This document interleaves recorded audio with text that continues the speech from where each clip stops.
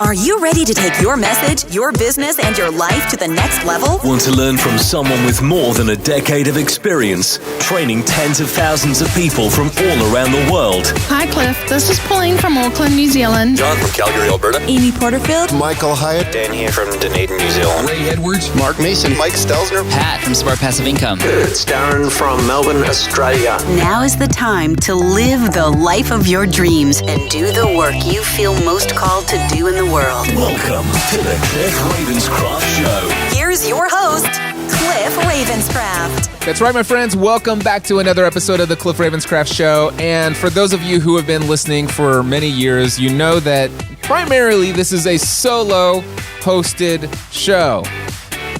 And if you know me really well, you know that I have not really been a typical fan of the interview format podcast. I don't know if maybe things are changing as I get older, but I have found myself really enjoying a couple different interview format podcasts from time to time. I don't enjoy every single episode. One of the shows that I've been listening to quite frequently is this show called How I Built This.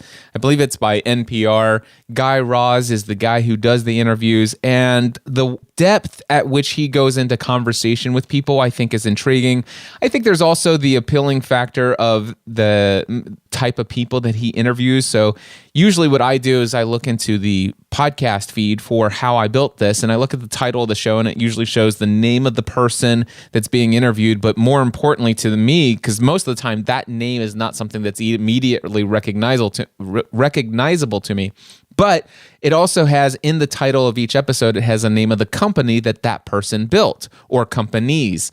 So for example, there's episodes that stand out in my mind right now off the top of my head. There's Atari, the guy who created Atari, the guy who created Flickr and Slack, Southwest Airlines, Jim Beam, the guy who's responsible for the Power Rangers, 5-Hour Energy Drink, the lady who's responsible for creating Spanx.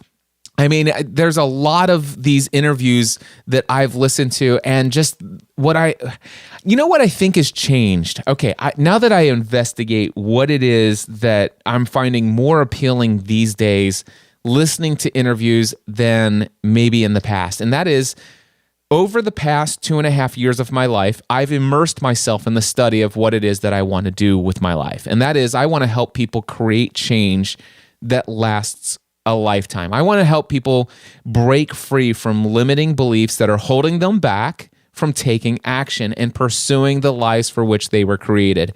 I have devoted myself in learning everything I can learn about why people choose to do the things they do and how people can change what they choose to do. How do you inspire change in someone? How do you motivate someone to change? And I've learned so much about, I guess you would call practical psychology.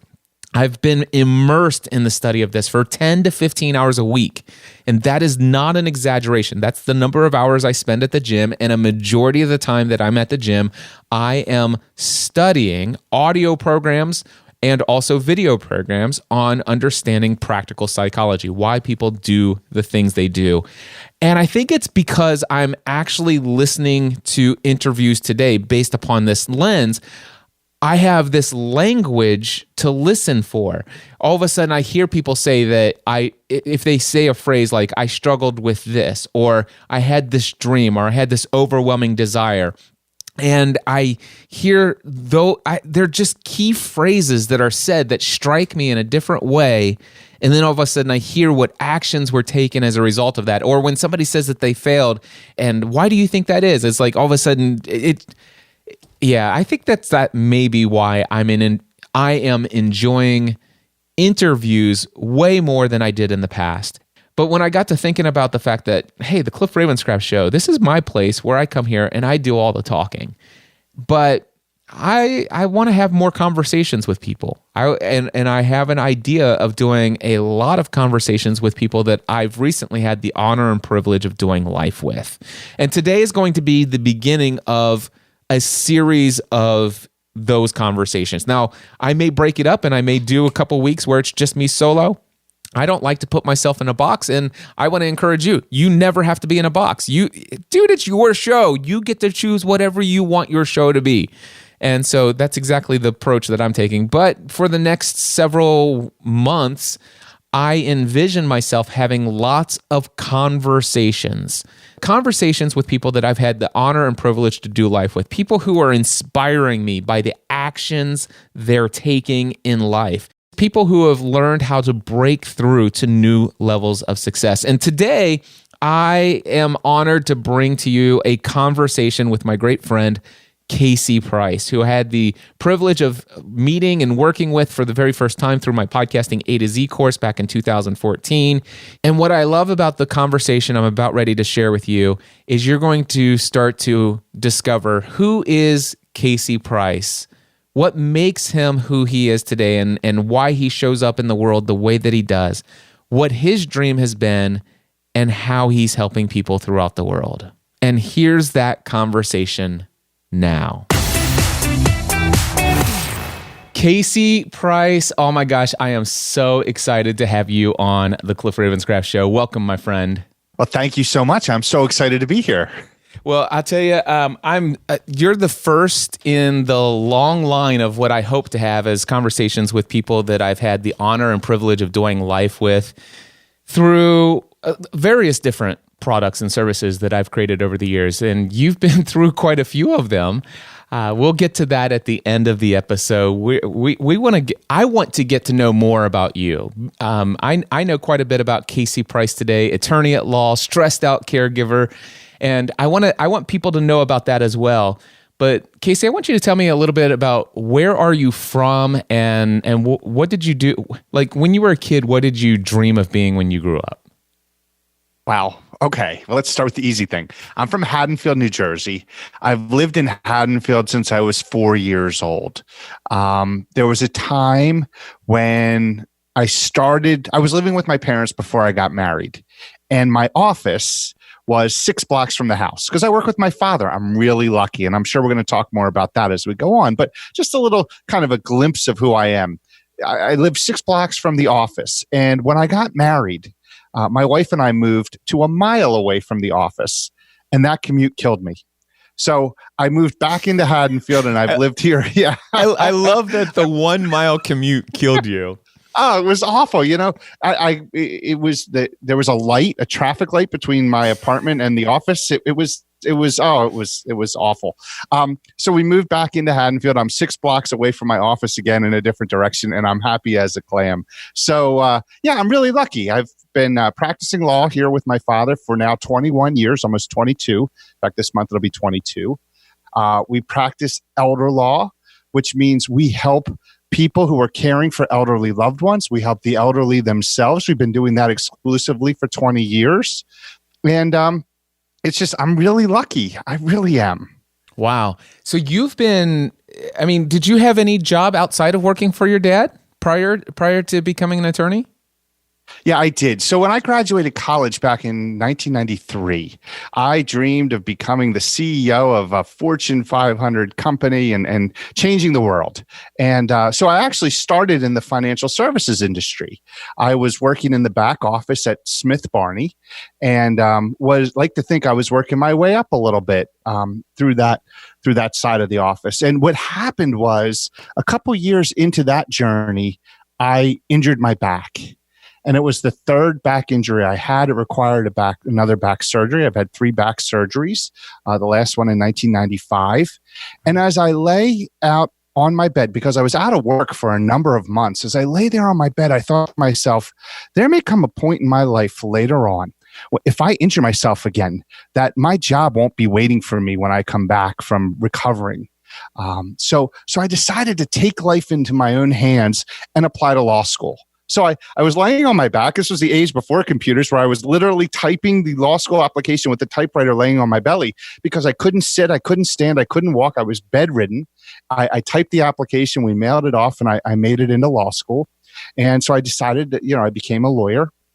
And then I was going to change the world by being a criminal lawyer, criminal attorney, defending the rights of the accused. And life took me into elder care. So it's just funny how that was like kind of drifted into the perfect situation for me. So financial services in college age time. What about as a teenager? Did you have any odd jobs? Anything that got you started in the workforce? Go take us way back, Casey. I want to know what was your first job that somebody paid you for? Maybe even as a kid before you were allowed to have a job. Well, I did the newspapers. I delivered papers. I mowed lawns. But you know what I always wanted to do? What I dreamed of doing when I was young was pumping gas. Yeah. And in New Jersey, we don't pump our own gas. The gas station attendants pump gas. And I always wanted to do that. So when I was a freshman in high school, I got a job at a gas station and I was very happy. Learned how to suffer through the elements, the heat and the cold and everything else in a difficult environment where this was back before the pump would turn off by itself. So if somebody asked for $5, you had to make sure it landed on $5 while you were running 4 other pumps at the same time. So it was a hectic job. I loved it, but I'm happy I'm not doing it anymore. Yeah, I'm intrigued. What was it? Do you think that you felt like that would be an appealing job? I mean, what do you think motivated that? Well, it was, I don't know. It was, you pull in the people where I worked were always nice. You needed gas. They helped you out. They'd check your oil. They'd do your windshield, clean your windshield off. And there was just it was service back then. It was a service industry. And, there was something about that always appealed to me. And short touches. Hey, how you doing? A little bit of small talk. And then we all went on our way. And, just something about that I really liked. It sounds to me, just judging by your words and also the smile on your face, it's almost as though you sense that maybe your own dad, whenever he pulled up, and also watching the other people, that there was a sense of appreciation for what that person, that individual was doing. And it's like, if I imagine Casey Price sitting in either the passenger seat or the back seat of the car, it's like, man, I hope somebody would appreciate me like that one day. Is there something to that? I think there is. I think you're a bit of a showman when you're doing that. In that industry, you're raising their spirits. You have the attention on you. You're the person you're in charge. You're pumping the gas. But in the end, it's a positive experience. And it just always felt good sending people on their way in a positive way. I love it. It's almost there's the service part of it. There's the appreciation, and then all of a sudden, Casey, I'm starting to notice some things here. You're a performer. Yes, you're a performer. So. You love oh my gosh, and you even said it earlier. Here's what I see: Casey Price on stage for a limited time only. Roll up to the pump and see this guy in action. Go ahead, tell him you want $5.15 and see if he can't fill your tank and 8 other people's tanks at the same time, and he'll stop it on the penny. And that was always the goal. And most of the time we did stop it on the penny. But yes, it is I've been performing my entire life, albeit I'm one of those people who's always performing behind closed doors, or has been up until now. I mean, there's stories my mother will tell of me as a little toddler type. We would be at my grandmother's house. We would go there every Sunday. And my last name is Price, right? So what's my favorite game show? The Price is Right. So I would pull out, as the word she uses, you don't use it anymore, the sweeper, right? Oh. The old vacuum cleaner. It would have the long cord. So I'd take the sweeper out so I could get that cord, and that cord would be my microphone. And they would have to play The Price is Right. I'd walk around, take their bids, and do all that. And I was Bob Barker. I was standing there in the middle, entertaining everybody. I've always loved doing that. Wow. Fun stuff, man. So let's see here. I've got, you delivered some newspapers, you mowed some lawns, you pumped gas. Did you have any other odd jobs before going into the financial services? I was a telemarketer for a while. Tell us about that. What were you telemarketing, and were you dialing out to people like cold calls? How did that happen? Yeah, it was actually back before telemarketers were despised like they sometimes are today. I was working here in southern New Jersey, and we were dialing down into Georgia, selling credit cards for a department store. So that job didn't last that long. That's a tough job. The phone would dial automatically. I mean, you'd hang up one call and the next call would be on the line. And that was 8 hours of just nonstop. But the pay was good and the people were nice. And So I want to ask you some questions about this. So 8 hours, you say it didn't last long, but how long is long? I mean, some people that may be a 1 8 hour shift, and some people it may have been like 3 years. So how long did you do this? it was on and off for about a year. I think that was the summer before college, and then I did a little bit while I was in college before I moved on to the restaurant. So that's the next chapter. So we'll get to that, but I want to hear about these telemarketing days. So 8 hour shifts, and you don't even have to dial on the phone. It sounded like they had a system that was already ringing the next line. As soon as you hung up, here's the next person answering the telephone. Yeah, that's exactly how it worked. I mean, so you would be on the call, you'd talk to the person, you had your scripts, you would follow the script.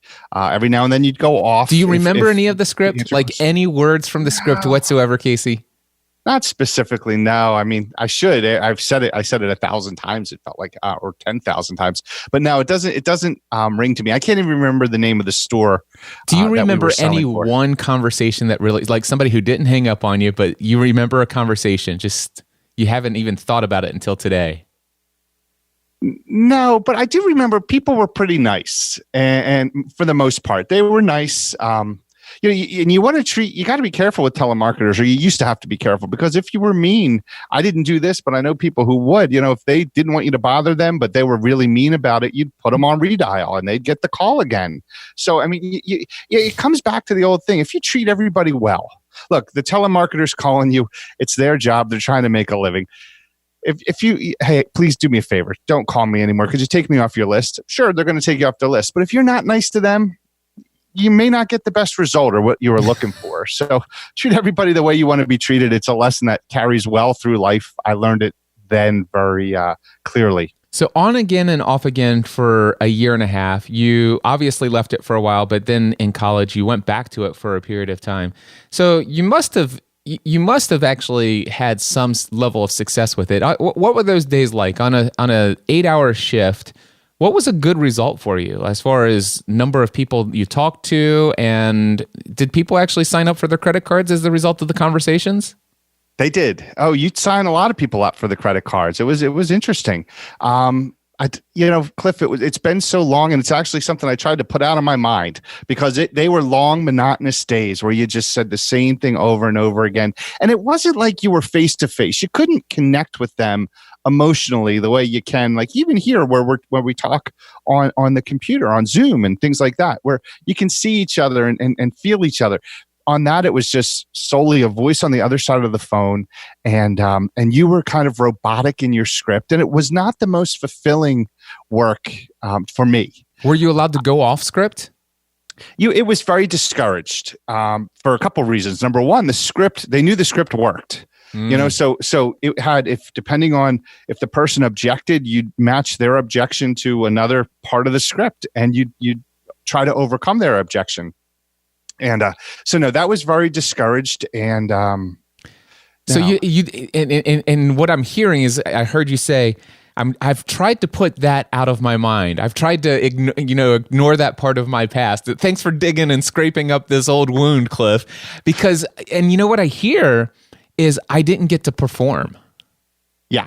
It was too scripted. It was too cold and controlled. Yes, absolutely. It was not a performance. It was just robotic. I wonder if, I just wonder, just hypothetically, if your position there was, hey, we're going to give you a script, but you're free to deviate from it as much as you need, but here's the outcome, and you have this time limit to get this result. I wonder how that, because here's what I'm saying is I hear you say, we didn't have the face-to-face, but I think of it like this. You still have the opportunity to have a conversation with a person in another place on this planet. And you never know what their day is like, and you have the potential of adding value to them. And of course, the question is how do you feel about, how do you feel today, and how did you feel then about the idea of getting people into credit cards? But that's a whole different story. Yeah. No, the only reason I would disagree with that is because it's contrived. So you're interrupting them. Yep. Their day. You're not able to engage. If they say, "Oh, you know what? What's your name again? Casey. Oh, thanks for calling me, Casey. I'd like to talk to you about something. I'm feeling lonely today. Could you take a few minutes and talk to me?" The answer is no. You really can't. As far as if you're going to follow the rules in the job, you can't do that. So you're very limited in the conversation. And frankly, you're hired and you're there to sell something. Yeah. And they have their way of doing it, and they don't. You're discouraged from venturing into that other realm of conversation. Casey, do you think this had any negative consequences for you as far as conditioned thoughts and emotions related to selling? That's a great question. What an amazing question. I've never thought about that, and it very well may, because I do struggle. Yeah, I think I struggle with asking for money. I struggle with selling, with overcoming objections. I'm pretty good at it. I force myself to do it, but it's definitely something that I can struggle with, and maybe that does. I've never gone into that area and tried to unpack it and see what beliefs might have come from that experience. But now that you mention it, I'm going to give that a lot of thought. Yeah, that's why I love having these conversations, is because we sometimes are completely unaware subconsciously how much our beliefs have been shaped by our prior experiences. And I absolutely agree with you. I'm not a fan of telemarketing. I'm not a fan of interrupting people. And you know what? The thing is you have a desire. Number one, you have a desire to perform. You like the creative nature of performing as well. You don't want somebody to give you a script. It's very clear. But the thing is that this idea is that, hey, listen, I'm not here to help you. I'm here to sell you something, whether you need it or not. That's my desired outcome. And recently I had a conversation with somebody, and they said, I absolutely hate to sell. I think selling is the worst thing on this planet. I said, well, you need to go become an employee somewhere, unless we can change your belief about sales. And I said, how would you define sales? And they define sales as, I'm trying to sell somebody something that they probably don't need. I'm trying to convince someone to purchase something they probably don't need. And I'm like, yeah, that's not how I see sales at all. My definition of sales is I'm trying to convince somebody to make a decision that's absolutely going to benefit their lives. Right. Yeah, totally agree. And so what you had is you were being forced to do something. Some people, there's a lot of different people that think a lot of different things about credit and debt and all those other things. But even still, what if you were selling vacuum cleaners, or I'm sorry, sweepers? If we were selling sweepers by phone, I mean, the thing is, you may have actually helped somebody get a more valuable sweeper that does a better job. It's cleaner air quality for the entire family, and next thing you know, you're actually improving people's lives. If you had the opportunity to convince somebody to buy one that wouldn't have thought about having anything more than that big, huge bag that's letting all these dust particles and dust mites up into the air, and basically giving all their kids all kinds of allergies and stuff like that keeps them from playing the sports that they desire to play, that leads them to get into sports medicine, and then one day they decide to shift from sports medicine into studying the cure for cancer, and that person's the person who could have cured cancer, but they couldn't do that because they didn't have the life expectancy to do all those other things because, well, you didn't sell them the sweeper. Right. Yeah. It's very true. Is how you have to look at it. I totally agree. As a business owner, 3/4 of what we do is sell people on how we can help them and improve their lives. It's the truth. That's what we do every day. So, okay, so you had the telemarketing experience, and then there was I heard something about a restaurant industry. Yes. So that took me the rest of the way through college. Was working at a restaurant. I worked at the Olive Garden in Cherry Hill back 3 years through college. And I enjoyed every minute of that. Now, that's a community. That's a family when you work in a restaurant like that. The servers and everybody, they become very close. We spend a lot of time together. And that's a performance all the time. Well, what were you doing? What were you doing? I actually did every job in the restaurant imaginable. So the first year, I did nothing but wait tables. Then, if you remember the Olive Garden from the early 1990s, they had a pasta man, the guy who was making the pasta out front. So I was the pasta man some of the time. I was in the kitchen cooking some of the time. And then I was a host after I hurt a common theme. I hurt my back one summer. So I couldn't lift trays. I couldn't lift things. So I was the host and guided people, took them to their table when they started their meal. Awesome. So what do you think was the most valuable lessons you learned in the newspaper industry, delivering the newspapers? What takeaways do you have out of that experience that helps you become the best at what you do today to add value to people's lives? Well, the funny thing about that is it's finished the job. So what does that mean? That means I delivered a weekly paper. We delivered it 4 weeks and collected on the 5th. And you think of the paper as delivering the papers, but you got to do the collections. I never wanted to collect. I never wanted to walk around, knock on the door and ask for money, because that took, 4 times as long and it wasn't fun. And it's not what you think of when you're delivering papers, but it is you got to finish the job. Don't just do the 80%, do the whole thing. Make sure you go out and do that. The work you don't love sometimes is the most important part of the job. Awesome. What about mowing lawns? What did you learn about that season of life that still carries with you today? I was much younger when I did that, and that's responsibility. The days would come where it was time to mow the lawn and you didn't feel like doing it. And fortunately, I had parents that would say, you got, what are you talking about? You got to get out there and mow the neighbor's lawn. You're being paid to do that. That's your job. Get out there and do it. So as a kid, that was really important that I learned, when you commit to doing something, you got to do it. Okay. What about pumping gas? I don't know if I learned anything about pumping gas. That was just, again, another one of those things where whether the weather was good, the weather was bad, no matter the environment, you had to go out there and do your best. Okay. And yeah, you might have been cold, but you still had to run. I think you learned more. I think you've already even shared one thing that you learned, but you may not realize it. So I'd like to camp here for just a second and see if we can't pull something. How long did you pump gas?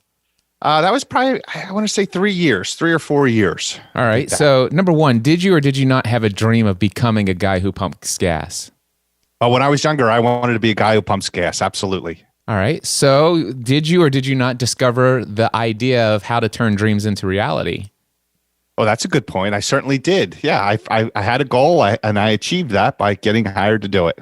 All right. What did you get hired the very first day you tried? Yes. Awesome. Cool. Yes. So what about multitasking? Yeah, you're right. You'd be talking to people. Well, you'd have the fast lanes and the slow lanes, right? Or the busy lanes and the slow lanes, because you could only come into the gas station one way, and so everybody, it's just everybody always stops at the first spot, right? So those would be the fast lanes. There were 3 sets of lanes. The closest to the entrance was the fast lane, and you learned absolutely you had to multitask. You'd have 6 pumps going. You'd have credit cards flying. You'd have people handing you cash. You'd have somebody calling you over to help them with something, and you had to make sure everything was moving forward all the time. What about customer service? I learned a lot of lessons about customer service there. Absolutely. I learned that sometimes people will be unreasonable. And you know what? It's your job to still treat them the same way you treat everybody else, and to make them, if they come in and they're not happy about something, whether it's your fault or not, you could still make their day better. And, oftentimes you could take that person who wasn't happy and turn them into somebody who is by the time they left. Yeah. Or maybe if they're not, at least you did something to put something to weigh at the end of the day, when they weigh the good and the bad, at least maybe that smile on your face was on the other side of the scale for them. Absolutely. And that was also, real quick, that was also a job where we learned discipline. There were lots of rules at the gas station. It was run by a great guy, real nice guy, but you were not allowed to sit down. You were not allowed to be out front and not look the part, look ready to help. So we did learn a lot of discipline, and a lot of good qualities came out of that in what we were required to do and the way we were required to act. So it was also good in that sense as well. I bet you, Casey, tell me what you think about this. If you were to go away and spend an entire Saturday afternoon with a notebook and a pen, and write down 50 life lessons you learned from being a gas station attendant. Do you think you can come up with 50? Wow, 50 might be tough, but I probably, if I gave it enough thought, could find 50 things I learned. I think you're right. So, and the reason why I love this,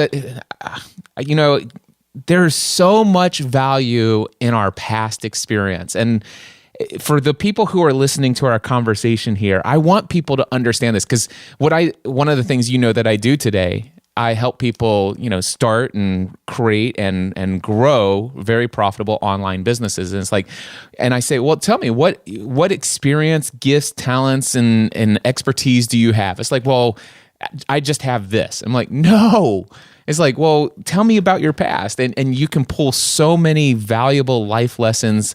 I can imagine that just that whole discipline, what you just said, that I bet you have some core beliefs and core values about showing up, looking the part, not resting on your laurels. I mean, some of that I would say that maybe some of that makes you who you are today.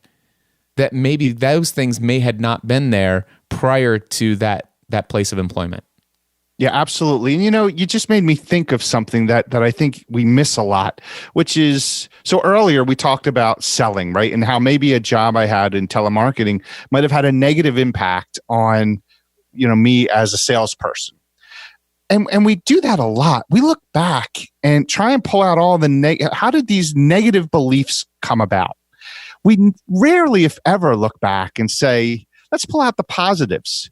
So if I go back and look at the gas station, I bet you I could find a few things that have changed me in a negative way going forward. But I bet you I could find 10 or 20 times as many that had a positive impact on my life. And we neglect those. We're always hard on ourselves looking for the negative. We fail too frequently to go back and look at the positive and reinforce those things and appreciate where we've come and how we've gotten to where we are. And this is the secret to self-confidence, is what I have found.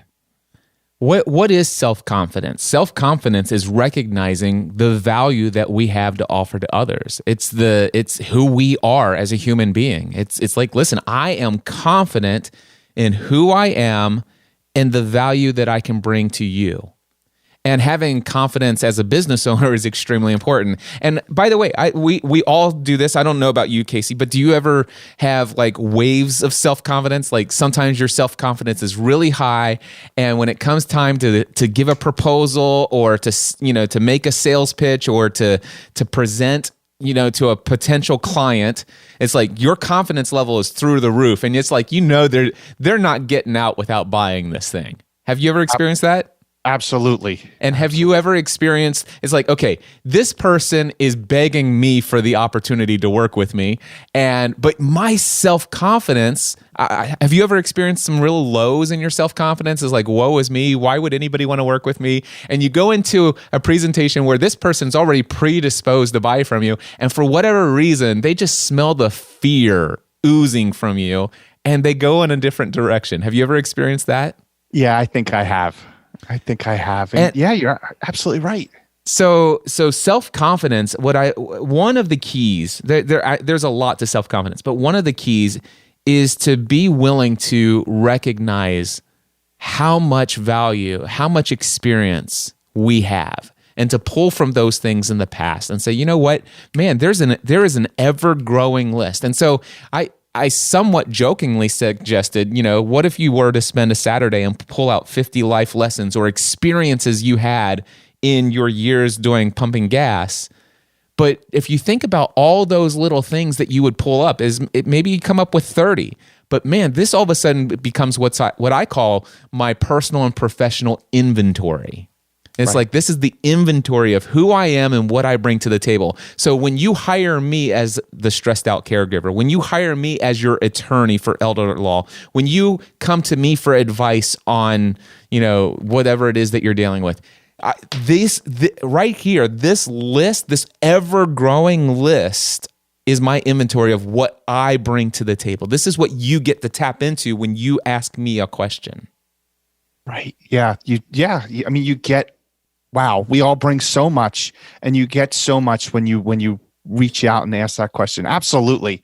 It's wow, having this conversation, actually, increasing my self-confidence just in what you just said there. Yeah. That's monumental. So now you understand why it's like, man, the newspaper, I bet you could come up with 15 things that you experienced and that have added positive traits to who you are and how you show up in the world. Mowing lawns, pumping gas, telemarketing. I mean, just the fact that you were willing to dial the phone, and your ability I mean, here's the thing. It would be one thing is if you did the telemarketing for a season and then you left and you never went back. But the fact that you went back and did it again, right. That's, what that says is that I'm not afraid to be rejected. Mm-hmm. You know what? I know that in life I'm going to be rejected, but man, I was willing to go and do it because there was a job to be done. And sometimes when there's a job to be done, you have to be willing to be rejected. Absolutely. Yeah. I mean, you have to sift through a lot of dirt before you find the gold, right? Yep. And rejection, it comes along. You can't have the positives sometimes without those negatives. I totally agree. You hurt your back 3 times. What happened? How did you hurt your back? The first time was playing soccer. It was actually in the state championship game, which we lost, unfortunately. It haunts me to this day. But I took a knee to the back in that game, and I ruptured a disc. So a few months later, I needed surgery. So that was my junior year of high school. It happened again my junior year in college playing baseball. I herniated it pitching. So that required, I missed my junior year. I missed my second semester junior year of college because I had to come home and have surgery. And then the third time, 3 years later, I was in a car accident. Somebody hit me and it ruptured again. I've been very fortunate because the last surgery was 1995. So it's 23 years ago. And my whole back problem seems to be behind me now. No pun intended. Thank you for laughing. Most people don't. So I mean but that helped shape me as well because, you miss school, you miss opportunities like that, but you can't fall behind. So it forced me to have to work harder to keep up. It forced me to have to work harder at my job. And, I'm appreciative. What can I take from this, right? You hit a negative obstacle. How can I benefit from this? What can I learn from it? And so it helped shape me as well. Sports is a big thing for you. You obviously are, you say it still haunts you to this day that, that this happened during the state championship for your soccer at junior and high school. You were on baseball team in college. Did you have aspirations to go even further with sports at all? No. I loved playing. We lost the state championship my junior and senior year in high school. It killed me. We should have lost the first time. The second time I think we should have won, but we didn't. But sports has been a part of my life all along. In fact, it's one of the things about my relationship with my father. I was very lucky. He coached me all through my youth sports. So we had that relationship. And he worked a lot when I was young. He wasn't home many nights, but he would come home, take the time out, coach my athletics, and then go back to work after that. So, I was very, very fortunate to have him do that and that relationship. And that's helped shape me as a father, and an adult myself, having seen the example he provided in that sense. Your dad, you said you've worked with him for what, 20, it's almost going 22 years this month, I think. Yes. And what was your father always an attorney your entire life? Yes, he was. He's been an attorney ever since I've known him. And has he always been in elder care as well? No, that's an interesting story. You see, we were a general practice. My father was, he did a little bit of a lot, and he was very good at it. And when I joined him and graduated law school and got licensed, I was really frustrated by I didn't know a lot about anything. I was learning a little bit about a lot, but it was very unfulfilling to me not to know a lot about something. And the landscape of the law was changing, where it was becoming more and more difficult to be a general practitioner. So he and I were looking for an area of law that we could settle in and focus on. And my uncle, who has he lives up in Massachusetts. He's not really my uncle. He's my father's best friend, or one of his best friends. He's his best friend from law school. He's a part of our family, so he's as close to me or closer than any natural relative that I have, other than my nuclear family. He has been practicing elder law since the beginning of his career, his legal career. And he said to us, he said, guys, you've got to look into this. You will love this area of law. You will love having this impact on these families going through these difficult times. So we looked at it, we explored it, and we decided to make a career of it.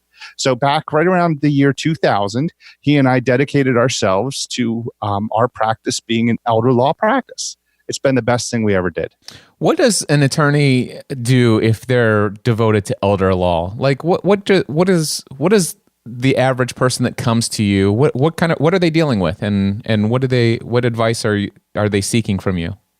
Okay, so most people are coming to me as new caregivers, meaning their mom, their dad, their elderly loved one is experiencing a problem, and that is thrusting the child into taking a role that they don't understand, they're not necessarily ready to undergo or undertake, and they need help because they're drowning. They need help usually in one of three things: decision making, care planning, or protecting money. So real quick, decision making is, are they in place to make decisions on their loved one's behalf if their loved one can't do it for themselves? Care planning, do they have a roadmap of care that they're going to use to help their loved ones live the highest possible quality of life? And the money, how are they going to pay for the care? Can they protect their loved ones' dollars from the cost of care? They're the three big things we do. Now, there are legal tools we use to do them. We have estate planning documents for decision making. We have guardianships for decision making. We have social workers and geriatric care managers who help with decision making. And then the lawyers, we do a lot of our art is in trying to help protect the money, helping people get on Medicaid when they've run out of money. And that's really the big thing. Now, what's the other thing? It's funny, I actually break elder law into 3.5 steps. The first 3 we talked about: decision-making, care planning, and the money. The half step is probate. What happens after somebody passes away? Because a lot of our clients, while many will pass away with no money left because of the care they had to purchase along the way, many will pass away with assets, and we help their family deal with that issue as well. So tell me, how long ago did the idea of coming up with the stressed out caregiver come about? That's probably 6 or so years in the making. I wanted to put a website together with where look, here's the bottom line. I don't like helping people one-on-one. I feel like our talents are wasted where like they have to come in. People have to identify their specific problem, come in, sit down, pay for the help. And we're limited in that we're only helping that one person when there's so many others out there that need help too. So in order to raise the level of fulfillment, in order to say, hey, I want everybody who's caring for an elderly loved one to have the best possible quality of life, I wanted to find a way to leverage the message and the advice so that we can help everyone. And so the stressed out caregiver, the whole genesis of that was the idea of, can we share tips for people caring for a loved one because they really don't know where they are, what to do with each situation they encounter. It's a new scenario that they have to learn about. And can we make that easier for them so that we can improve their loved one's quality of life? Because what I always say is this: if they can improve their elderly loved one's quality of life, they will improve theirs too. They go hand in hand. One follows the other.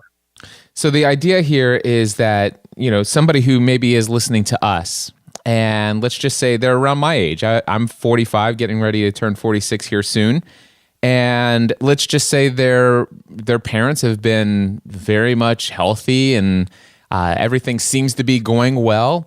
And then all of a sudden they notice that, maybe mom or dad is starting to forget things more often than normal. And you go in and they get a diagnosis of dementia or something like that. And then the next thing you know, this person is slowly degrading and is taking up way more of your own thought resources. Maybe prior to this diagnosis, you probably saw mom and dad twice a year, right around Thanksgiving, Christmas. There was plenty of phone calls. Maybe we had dinner every now and then, but now all of a sudden you're finding yourself spending several days a month helping them do some of the daily routines of life, and that's starting to turn into several days a week. And then all of a sudden, before you know it, it's just like an all-consuming thing, and your life is out of control because you are quote unquote stressed out. Yes, that is a common scenario that people find themselves dealing with. And so what your stressed out caregiver is, from my understanding, is the idea of this. You want to create a resource where these people can go and get valuable tips and advice for free, but also where there's some additional courses where maybe they don't want to hire you one-on-one yourself or another attorney, because even before researching, it's like, well, just nobody can afford that, you know? Right. I can't even afford the medical expenses coming from this. I can't. I'm not going to go see an attorney. Oh my gosh. But the thing is if they could find a blog or a podcast or some other resources out there that will help give them the tips and the advice. So tell me, what do you have already for the stressed out caregiver that I just potentially imagined here for my audience? So, and I happen to know that out of the size of the audience that I have, I would imagine at least 5 to 10% of my audience probably says, dude, tell me more about this stressed out caregiver thing. Yeah. So the Stressed Out Caregiver is a website, thestressedoutcaregiver.com. And that site is really the home of the podcast, the Stressed Out Caregiver podcast. That podcast, I share a tip. I run about 3 days a week. In fact, I just published one shortly before our interview today. And, we touch on, it's really it's kind of it's a shotgun approach, meaning today we'll talk about a dementia care assisted living. Tomorrow we'll talk about if somebody passes away without a will. The next day we'll talk about guardianships. And I try and hit various topics to get people at different stages. And it really, it's a tip that will help them identify an issue, save time, save money, and make the job easier. It's not a substitute for professionals, right? If you're in Tennessee and you have an issue where an attorney would be helpful, the Stressed Out Caregiver is not a substitute for the attorney, but what it will do is it will tighten and sharpen your conversation so you have a better idea of what you're dealing with. So when you sit down with the attorney, it may take less attorney time. You may be able to leapfrog certain problems and get right into other issues. And it really helps give you a foundation of what is it you're dealing with as your loved one is encountering these issues of aging. That is awesome. So that's the stressedoutcaregiver.com. And how long have you been doing this podcast? The podcast started in 2014. Wow. Yes. And that was when I was a student at some guy's podcasting A to Z course. And that person said, at the end of this course, you will have a podcast and a website. And lo and behold, I followed all the advice. And by the end of the course, me, Mr. Non-Technical, had a podcast and a website that I did myself with great guidance. So I'm very proud of that. So the podcast started in 2014, but I went on hiatus for about 2 years because I got sick, and then I was the president of the County Bar Association for a year, and I had a lot of other commitments. So I really had to kind of put this. It's my pet project. It's the thing that I love the most, but I had to put it aside because I had some other things that came up. But now it is front and center, and we are building this thing out.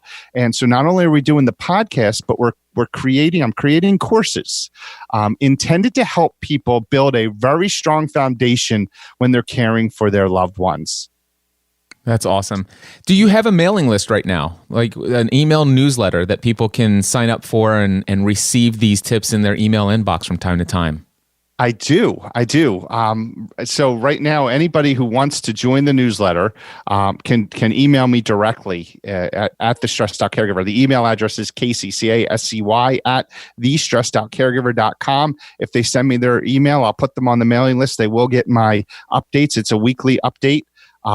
Anybody who goes in through Facebook in my I have a guide I give away.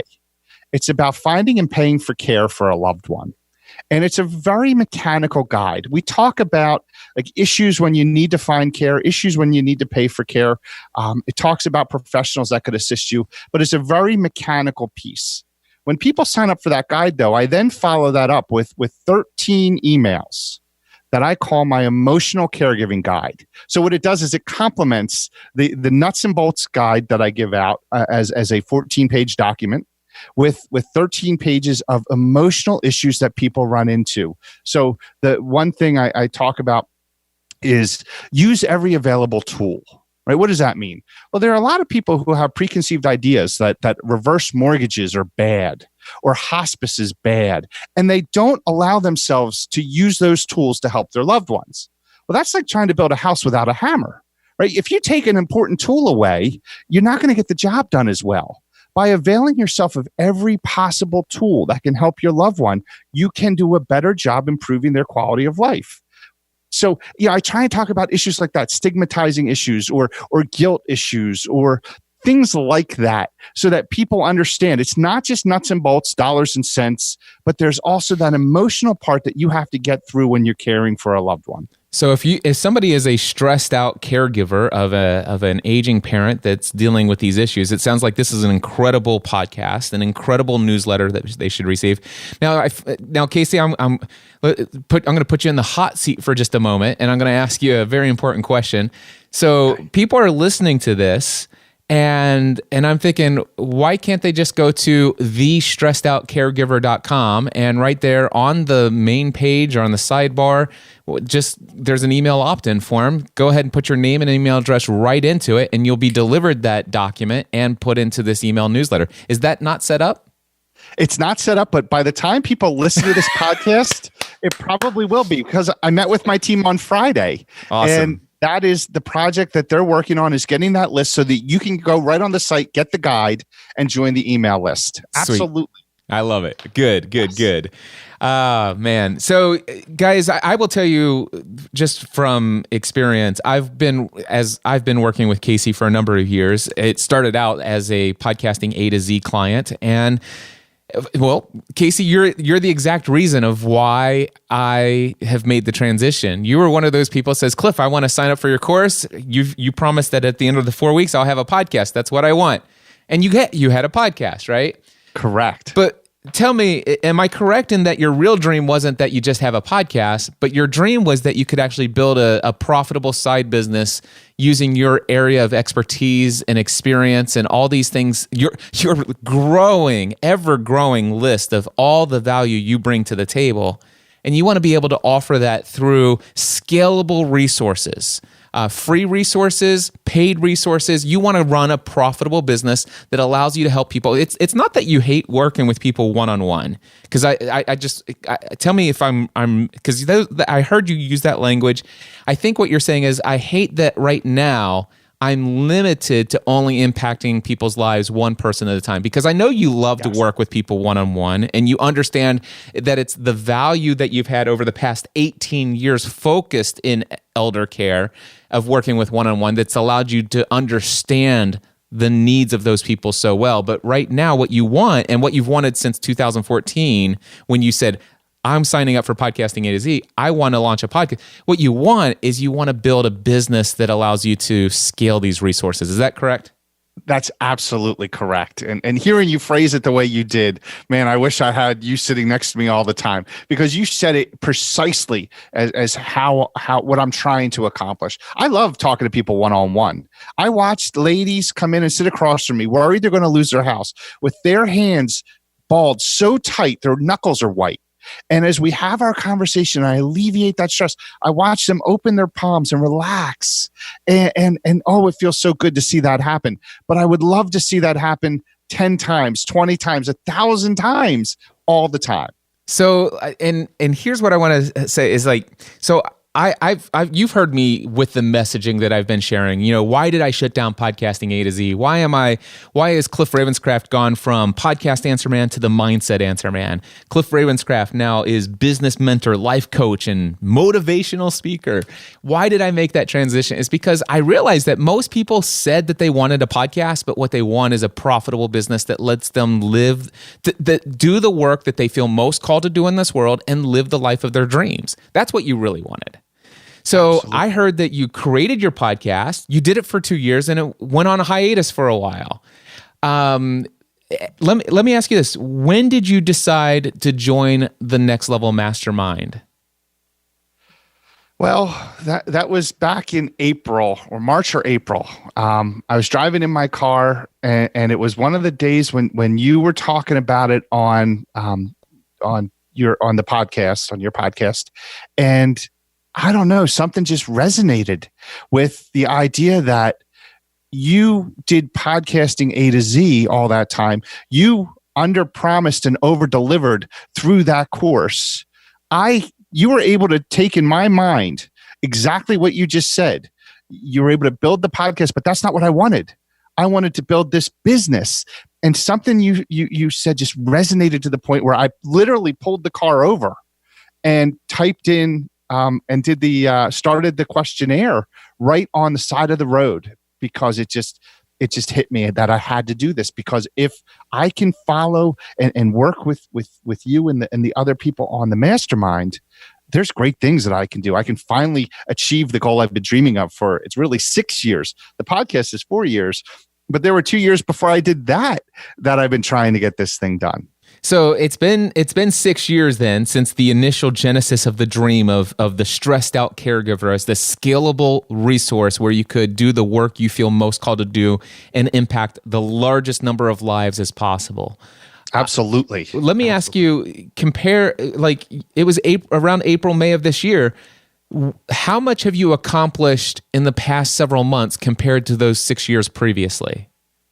I've accomplished more in the past couple of months than I did in the entire 6 years previously. But probably, 2, 3, 4 times as much. I mean, from the first question you asked me in our interview, it kickstarted everything that's happened ever since.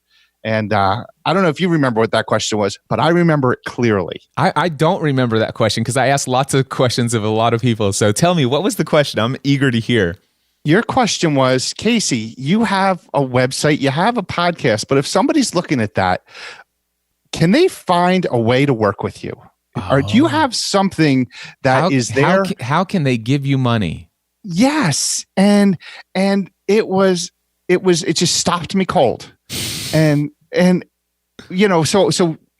I'm actually speechless right now as I think back to that and the effect that had. And from that moment forward, I realized I'm not giving enough. I'm not giving them the opportunity. If I can share information with them that inspires them to do more for their loved one, but I don't have more that they can do and more that they can learn, I'm not giving them my all.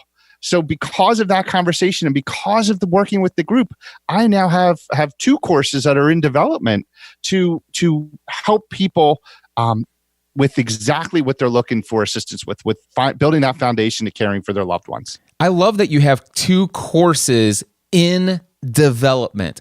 And this is what I also know about you, because of course I do life with you on a weekly basis through the Next Level Mastermind, both in the meeting and we have the awesome privilege of connecting with each other between meetings as well. But I know that you're not doing all this by yourself, which is what most people do when they're starting their side hustles, side business ventures. They're like, I'm going to go take a course on how to do courses, and I'm going to go study how to use Kajabi, and I'm going to go figure out, and I'm going to take a course on email marketing, and I'm going to go take a course on this. And the next thing you know is basically they spend about 7 or 8 years taking courses, and they still haven't got anything in development because they're still learning. I mean, it's like, oh my God, I need a course on how to hook up email or the payment processing system into all of these things. It's like, so Casey, are you doing all this yourself? You got 2. I mean, you're an elder care attorney by day. You've got this 3 podcast episodes a week. Are you really personally doing all of that work yourself? Yeah. So no, I'm not anymore. Cliff, for 6 years, you described me. I can't tell you how many courses I bought. There was only one course that actually I walked away with something tangible in the end. That was Podcasting A to Z. I probably have 10 other courses I bought along the way that were going to teach me how to do all those things. You literally just mentioned my last 6-7 years. And no. So now what I learned was, no, I found the right people to help me do these things. And again, much like I'm trying to leverage my message to help more people, I've got professionals now that are assisting me to accomplish what I'm trying to do, to set up the technical part that was holding me back. The ideas are great. The content is great. I can handle all of that, but I couldn't handle the technical part. And now I have people assisting with that. And it's not that you couldn't. It's just that that's not the best use of your time. Yes, it would have taken me hours upon hours to figure all of this out. And it would have been doable, but I'd be neglecting the things I was really good at. And it would have taken hours upon hours of your time, but those are not things I don't want to put words in your mouth. So I wanted to ask you if you would agree with this. Those are things that you're not quite passionate about doing. Correct. And when you're not passionate about doing, what do? You procrastinate. You put it off. You go out and do anything else other than those things. Correct. And that's Absolutely. How you go 6 years without actually moving forward. And that's how after a couple years of being consistent with a podcast, all of a sudden it can go on hiatus for a couple years because this is just not happening. Right, because you're not seeing the results you want. You're holding yourself back by not reaching out and leveraging other people's talents. And of course, the place that you found the very professional people, I'm sure you spent countless hours on Angie's List and scouring elance.com and all those other places trying to figure out exactly who to hire to help you with all your stuff. Is that what you did? It is. In fact, I worked with a couple people from places like that along the way. And it didn't come to fruition. Things didn't pan out the way I had hoped they would, because part of the problem was I wasn't even sure on the right questions to ask. Right. So I was trying to find solutions to things where I was framing the issue improperly, and I needed help even doing that. And so what changed in the Next Level Mastermind for you? Well, it's funny because once I joined the group, I was immersed with other people trying to accomplish the same thing I was trying to do, leverage their message. But the beauty is I was with people at all different spots along the way of the journey. So they were able to look at what I was trying to do, identify where I was, and then match me with people that were able to help me. Wow, I've accelerated my progress, 10 times by working with the right people that they were able to help point me to. I think I connect you in the very early stages, I believe, with Jody Smith. Is that correct? Jody, yep. I worked with Jody at the beginning, and he got me started. He kind of helped prop me up. Yep, and because I knew that at the very beginning, it's like, Cliff, I've just got some technical things I need to figure out. I need to figure out how to hook up some equipment, how do I do some of this recordings and Zoom calls. I need to figure that. It's like I got the guy just for you. But then you needed something a little bit more advanced. Like, how do I set up these email things and these autoresponders and sequences and it, so that if somebody does this, it then has them do this. And how does that work? And I think we set you up with. Are you working with Peter Adal on that? I am. Peter's been fantastic. Yeah, incredible stuff, man. It's so funny because I love working and facilitating in the Next Level Mastermind because what I see you guys doing are things that I know that I should have been doing for years and years and years in my own business. But the thing is I'm one of those guys, unfortunately, who is gifted in a very powerful way with technology. Meaning that I've never taken a class on technology. I've never read a book about technology. I've never been to a computer course. I took my first computer apart and put it back together when I was 8 years old. I taught myself how to code BASIC. I was WordPress like 0.8 before WordPress was WordPress. I mean, I hand coded my own HTML blog back when we called them weblogs. So I am one of those guys, which is a curse when you're a business owner, because when you can do it all and the financial resources are really tight, then you choose to do it all. And you know what I love about in the Next Level Mastermind and seeing somebody like you come in and then all of a sudden it's like, Casey, what you need to do, you need to stop doing that and let Jody take care of you. You need to stop doing that and let Peter, and then you went and did it. And then your life is so much better and you're accomplishing all of this amazing stuff. And I'm like, oh, maybe I should take my own advice. And you know what I love is that I did Free the Dream. And Free the Dream is the first real experience that I've had of what you've been able to experience recently. And that was, I want to do my first conference. And I could probably go and take courses and I can reverse engineer what I've seen other people do. It's like, okay, what do I need? I need to envision. It's like, I need to make sure the lighting is right. I need to get a sound guy, the right microphones. I can handle all of this. I could teach my son how to do video switching and recording. I could do it all. Or I could hire an event planner and pay them I won't say how much. I could pay them a certain set fee and let them hire all of the other people. And you know what? They've done other events for so many other people. Right. And then all of a sudden they say, Cliff, it's going to cost you this amount. And I'm like, wow, that's a lot of money. Okay. So, but I believe I'm going to sell this. And I was able to do that. And that, I got to tell you, that was the most incredible life-giving experience in my business, because all of a sudden I realized that now what I'm doing is going to be scalable. It's very clear. I've been very authentic. We just barely broke even with Free the Dream 2018. But man, to know all the things that I learned through this first experience, and to know that this team that they do all of the work. Now I just take this and scale it up and get the word out to more people. This is you see the hope, you see the light at the end of the tunnel. And I think, and so Casey, you and other people in the Next Level Mastermind had awoken me to this by you following my advice that I knew I should have been applying myself. And that's the benefit of the group. I mean, that's what's most amazing. And I think I said it the other day, where you get more out of hearing other people and watching them grow, which then is fertilizer for you in your growth. It doesn't always have to be the direct advice to you. I've learned more from hearing members give advice to other members, and I've kind of been on the sideline listening and applying it to my situation. And wow, what a result I get! So it's really interesting, isn't it? When you take your advice or other people's advice and run with it. Or when you give that advice to somebody else and they run it and you see the benefits they're having in their life, it's like, I want that. It's do as I say, not as I do, right? And we've all said, so I'm really good at trying to help other people be confident. Yet I'm the one who suffers from a lack of confidence. And so sometimes whoa. Past tense. Yeah. You're the one right. who had previously suffered from lack of confidence. Well, you're right. You're absolutely right, because I have to tell you, it is. I was diagnosed by a friend as being it was very self-confident but with no self-esteem.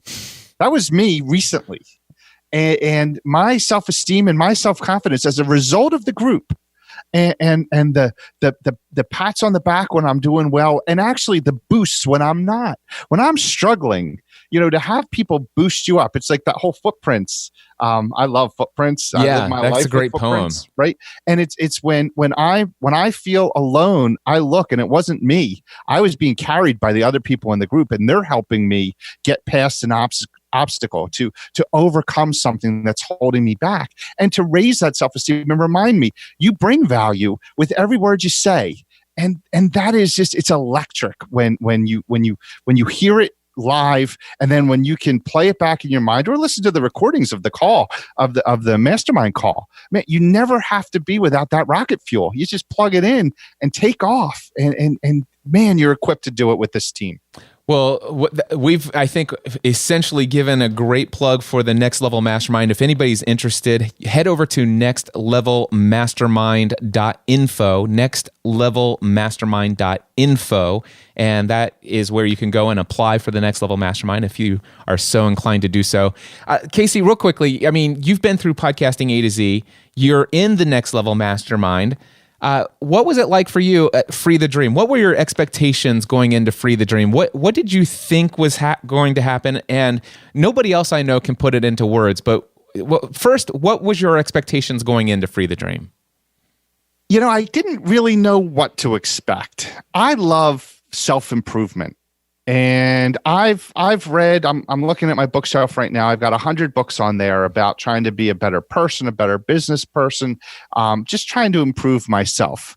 And every now and then, I would get to the point where I'd wonder whether or not I was going to ever get benefit out of these things. But so I went into Free the Dream wondering, am I really going to see a benefit? Or am I just going to be going through the motions? Am I going to let myself be receptive to what's out there, or am I hardened to the point where that's not going to penetrate what is a mindset that exists after all these years? Now, if I may jump ahead to what really happened, it was astounding. To walk into a room with I was one of 87, and to see 86 other people ready and receptive and looking to help each other. Right before it even began, we were meeting people. We were taking names and talking about our businesses and offering to help. The first person I met, Phil, offered to help immediately with a technical question that I happened to mention. I mean, a switch turned on, and then the program began, and you started with your opening keynote, and something just penetrated. The room was electric. People were on the edge of their seat listening. They were writing. They were steeping in what you were sharing. And from just after the first break, people were already talking different. They were already saying different things. By the end of the first day, people were changing. Like before our eyes, they were changing. And, by the end, relationships had been formed that I think are going to be lifelong in many situations.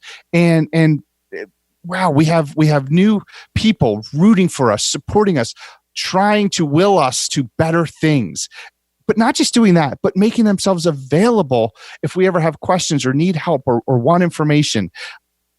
I'm stunned by what happened. It was just life changing. It really was. That is awesome. A lot of people have struggled. We've had a difficult time coming up with words, and I'll tell you, everything you said, we saw it, and my expectations were really high going into it. I made a lot of promises going into this, Casey, into Free the Dream. There were people who said, Cliff, I'm on the fence about deciding to come to your Free the Dream conference, and let me tell you what my dream is. Do you think Free the Dream will help me? And I had to do some soul searching, and I said, absolutely, I have no doubt that it will. And I didn't have doubt, but I can tell you, I'm a type of person, Casey, that always under-promises and looks for ways to over-deliver.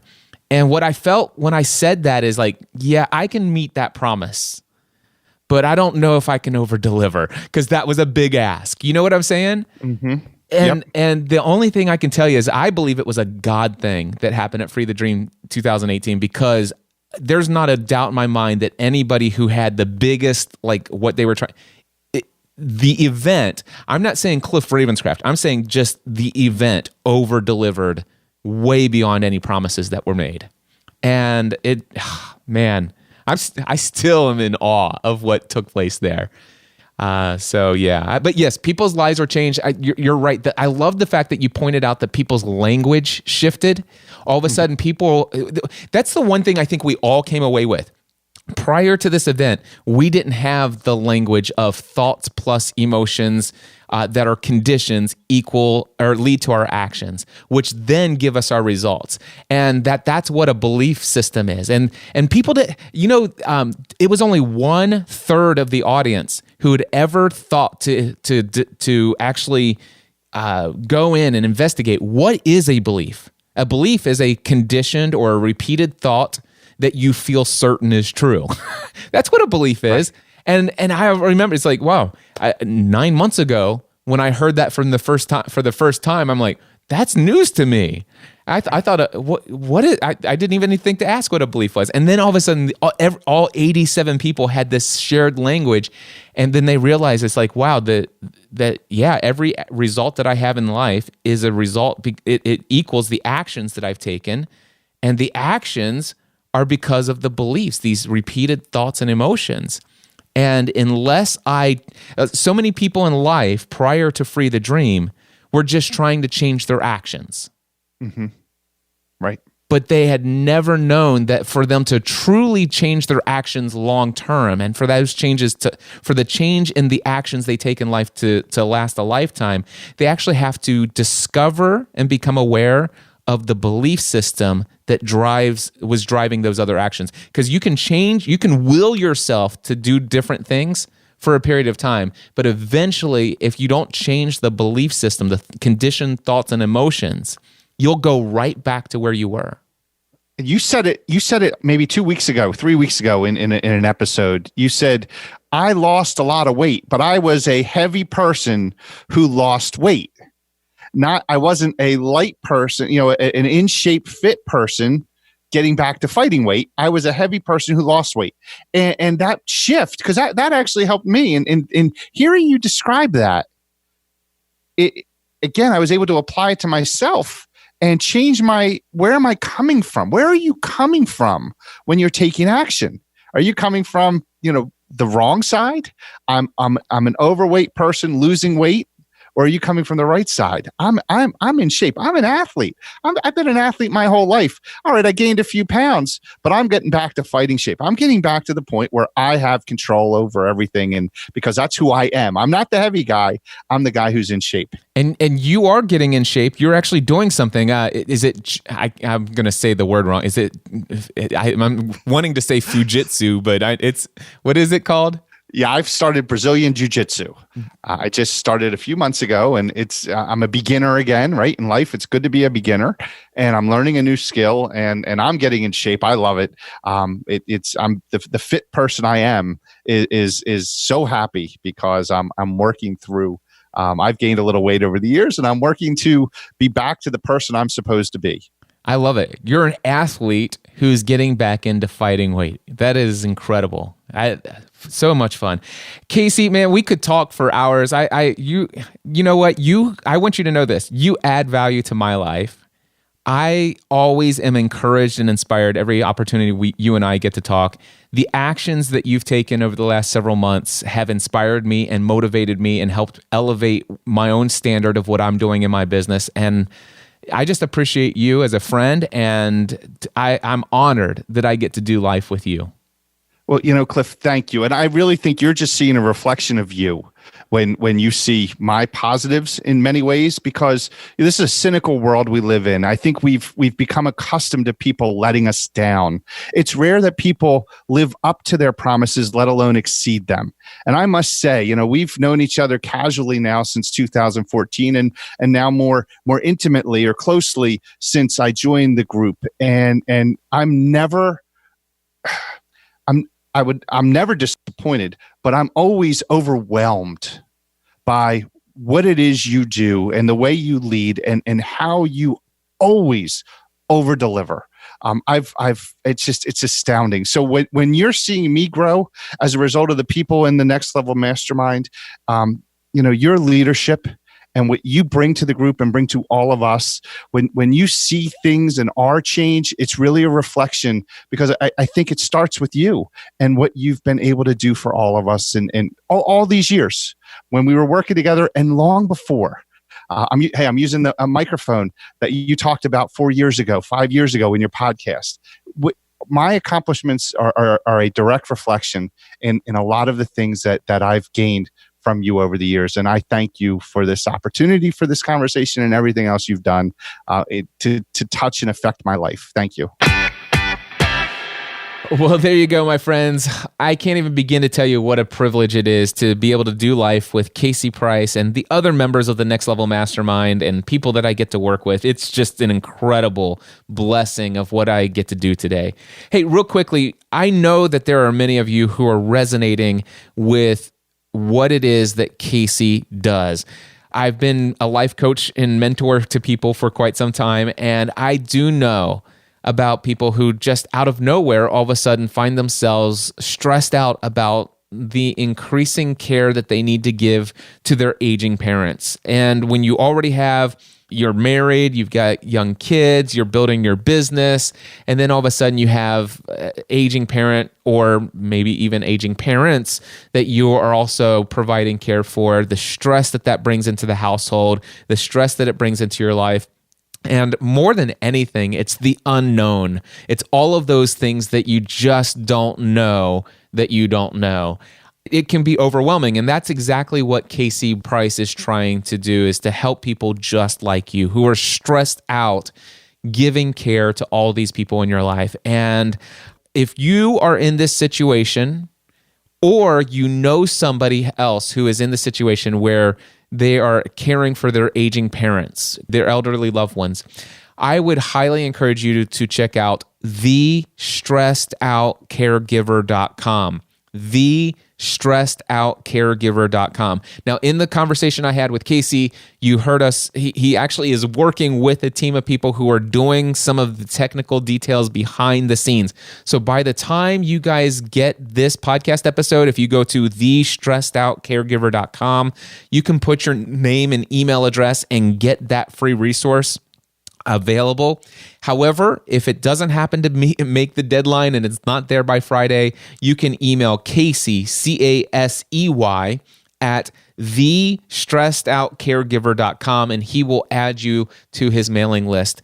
I can tell you right now, the type of person that Casey is, he's just like me in that he desires to serve you, to help you. He wants to be able to scale his influence and impact and use his experience and expertise in helping people who are giving and providing care to their elderly loved ones. He wants to help alleviate that stress and help you recover peace in your mind, peace of mind on your daily basis. There's nothing that I can think of that I could endorse any more than just saying, hey, go check out his podcast, The Stressed Out Caregiver. Look for that podcast in your podcast directory of choice, and then go to the website, thestressedoutcaregiver.com. Tell him that Cliff Ravenscraft sent you. All right, guys, thank you so much for tuning in to this week's episode of the Cliff Ravenscraft Show. Real quick note to let you know that we do have just a few spots available here in October 2018 for the Next Level Mastermind. If you want, you can head over to nextlevelmastermind.info. We'd love to have you join us on a weekly basis. Until next time, I encourage you to take everything you do to the next level.